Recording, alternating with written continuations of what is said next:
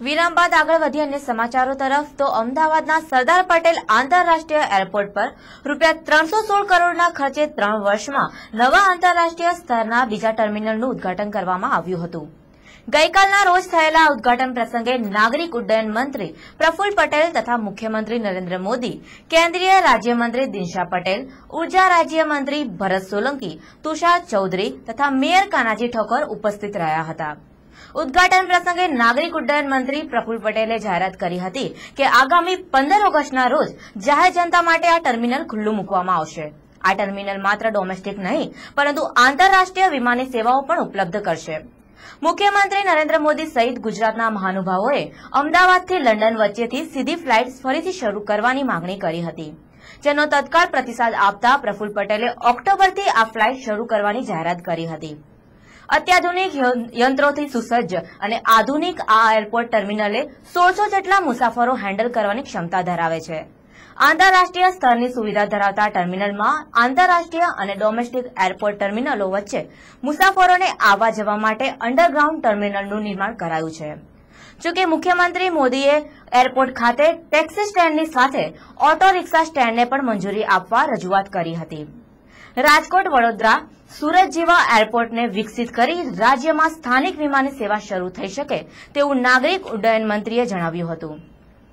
સાંસદ હરીન પાઠક, વિપક્ષી નેતા શક્તિસિંહ ગોહિલ તથા અન્ય મહાનુભાવોની હાજરીમાં કેન્દ્રીય ઉડ્ડયન મંત્રી પ્રફુલ્લ પટેલે ઉદ્ઘાટન કર્યું હતું।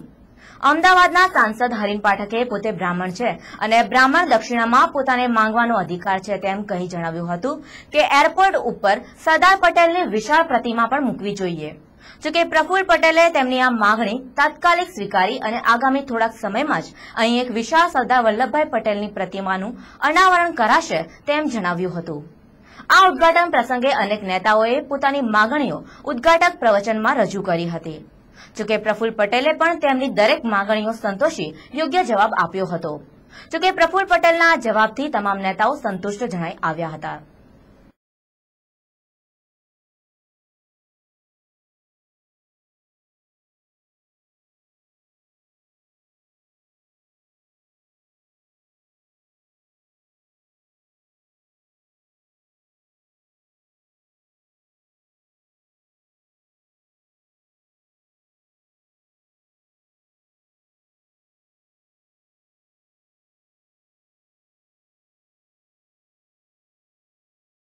देखिए, गुजरात सरकार ने धोलेरा में अंतर्राष्ट्रीय हवाई अड्डा निर्माण करने के लिए केंद्र सरकार की स्वीकृति मांगी है और हमने पूर्व में ही इसको इन प्रिंसिपल अप्रूवल प्रदान किया है और गुजरात सरकार की जैसे पूरी तैयारी होगी तो आगे भी उसमें पूरी तरह से केंद्र सरकार की तरफ से हम मदद करेंगे।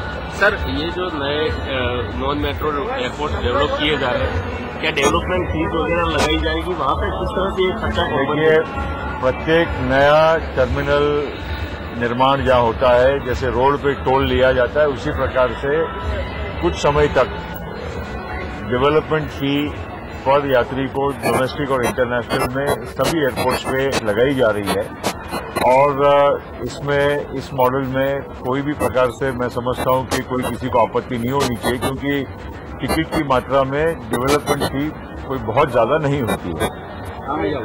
તમે લો અભી નરેન્દ્રભાઈને પૂછો।